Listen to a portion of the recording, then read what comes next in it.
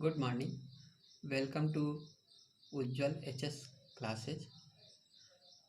आज हम लोग फ्रिक्शन के बारे में पढ़ेंगे। फ्रिक्शन वह कांटेक्ट फोर्स है जो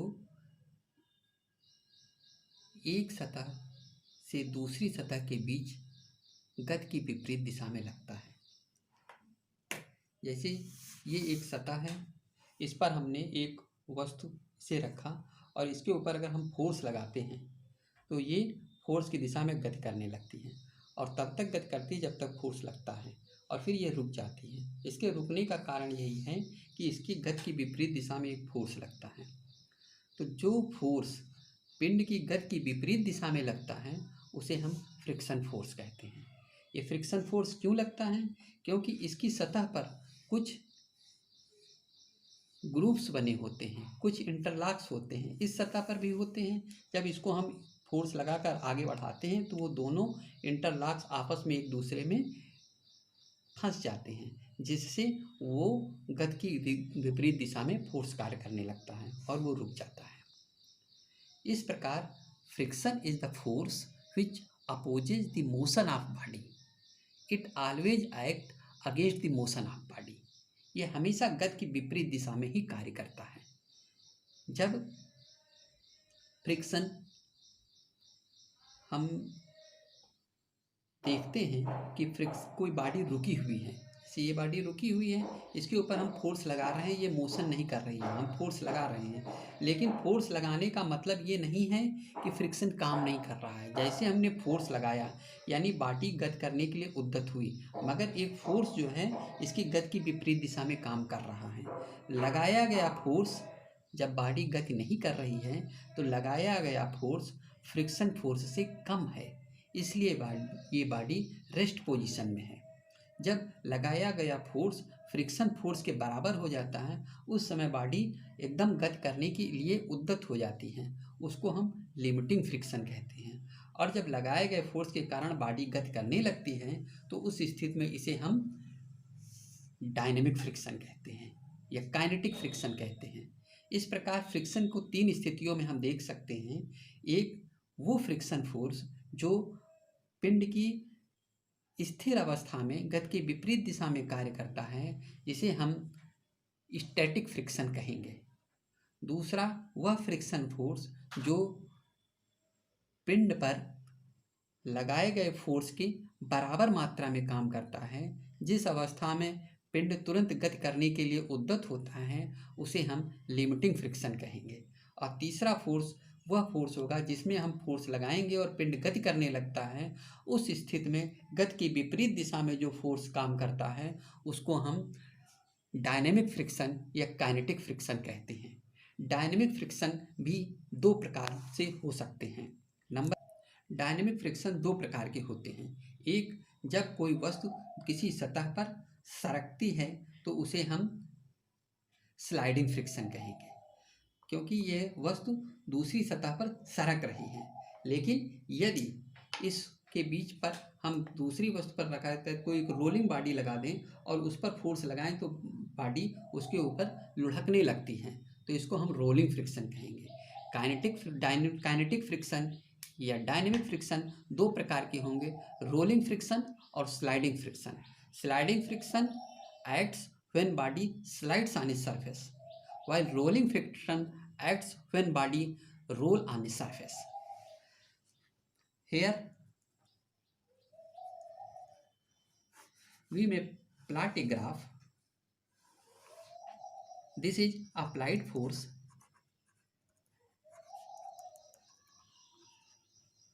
or this is frictional force. Friction. Suppose a body, we are applying a force, body is in rest position. We increase the amount of force, friction force also increases. We further increase in amount of force, friction force also increases. But at a certain point, if we increase a slight increase, then body will move on motion. This is here we say graph O to A to B, B to C. O to A part where applied force increases, frictional force also increases. This part OA part is called static friction. Static friction means applied force increases, frictional force also increases. Applied force further increases, frictional force again increases. Applied force is continuous increasing, frictional force always increasing. But if we reach to point A, where at point A, if we slightly increase the frictional force, then body will start moving. This is highest value of frictional force. Point A. At point A is called limiting friction.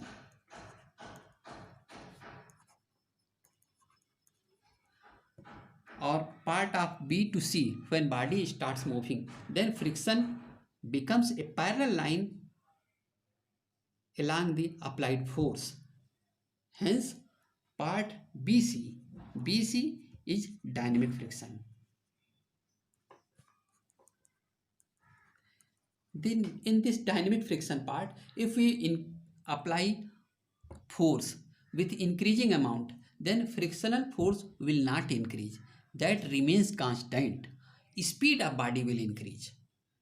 When body start moving, we apply more force, then speed of body increase, but frictional force will not increase. That remains constant. Hence, it is called dynamic friction. Dynamic friction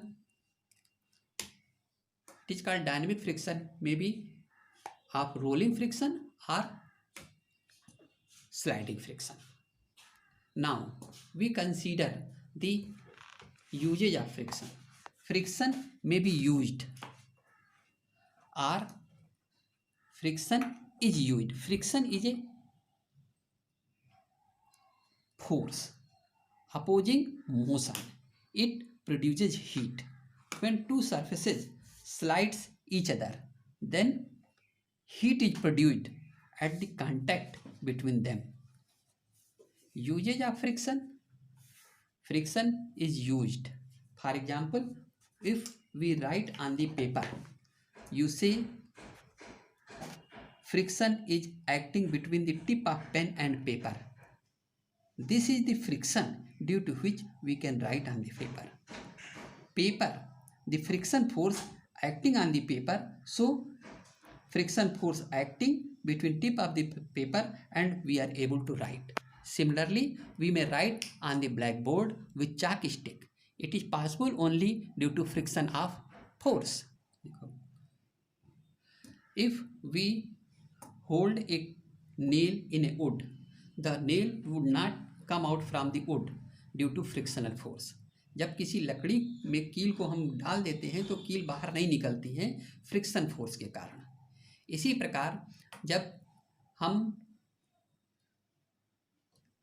चलते हैं, हमारे walking के लिए भी friction force आवश्यक है। जब हमारी गाड़ियां चलती हैं, वाहन चलते हैं, व्हीकल्स चलते हैं सड़क पर, तो वहाँ पर भी फ्रिक्शन फोर्स आवश्यक है।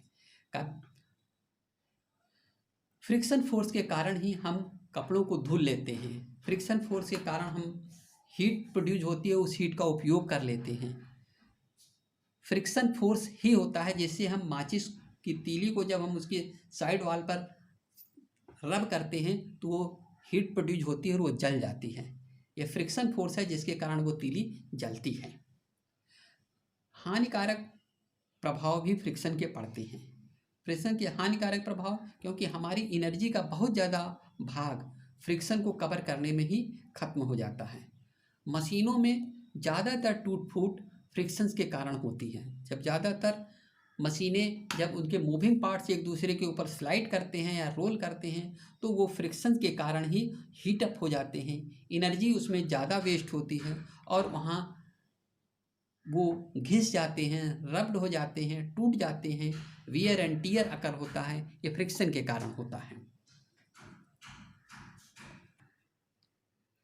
यदि आपको यह वीडियो पसंद आता है तो इसे लाइक कीजिए, शेयर कीजिए और बेल आइकन दबाना न भूलिए।